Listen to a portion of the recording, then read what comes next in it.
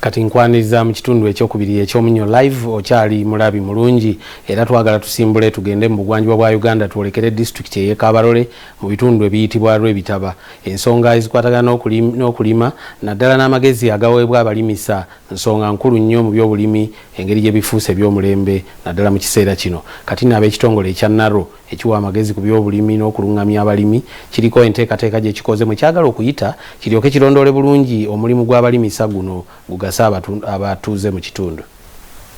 Abalimisa e Kabarole mu bugwanjuba bw'eggwanga babanguddwa ku bye balina okukola mu mbeera ey'okwongera omutindo ku bulimi ng'essira lissiddwa ku bummonde obuzungu n'ebyennyanja olw'okuba wabaddewo obunafu mu balimisa obutatuusa buweereza eri abalimi n'abalunzi.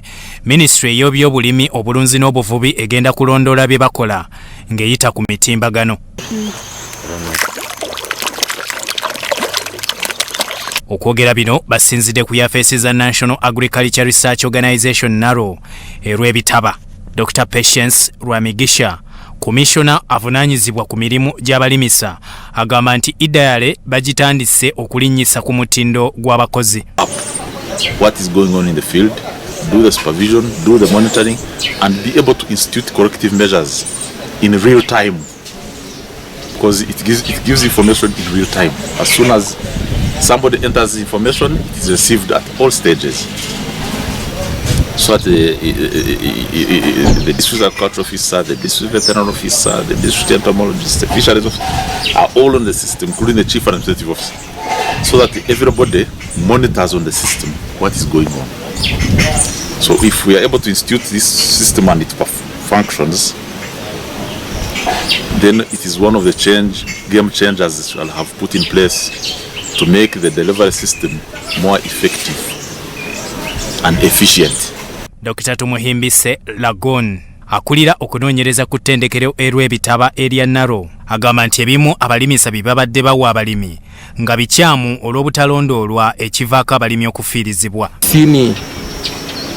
Some substantial money for extension and research, but do we have zero to monitor the activities? Do people do the right job? So if we are able to get the right people doing the job and the monitoring part of the government does its job very well, then we are able to see the agricultural transformation that we desire for this country. Ayongeddeko nti baliko bye batuuseeko mu buyiiya mu bulimi n'obulunzi naye nga balimisa tebabiwa balimi kwongera ku makungula kye banogedde eddagala era nga kikoleddwa ku nnimiro z'obummonde n'ebidiba by'ebyennyanja. The funders, the external funders are interested in generating technologies, the accounting number of technologies developed, but when it comes to the dissemination, which is the extension part of government, they believe this work should be done by the government. So I believe, actually I request that and I appeal the government to put a lot of money in extension after having money from funders supporting technology generation. Ayesiga Juliana Sala RDC owe Kabarole abalimi n'abalunzi abawadde amagezi okufuna ennyo kwe kwongera omutindo ku bye bakola. How can we add value to these different crops that Kabarole as a district and as a region we are mostly interested in, or we are mostly putting our efforts on? I purely believe the issue of industrialization, we needed it by yesterday, and as Kabarole district, we purely feel we need it. We need to add value to our crops. Here you are seeing I'm also applying some technologies using of herbicides. You are seeing there is a selective herbicide for potatoes. And so what you see is part of the seedlings, what you may call fly or fingerlings. So we select them after breeding, we bring them to happers.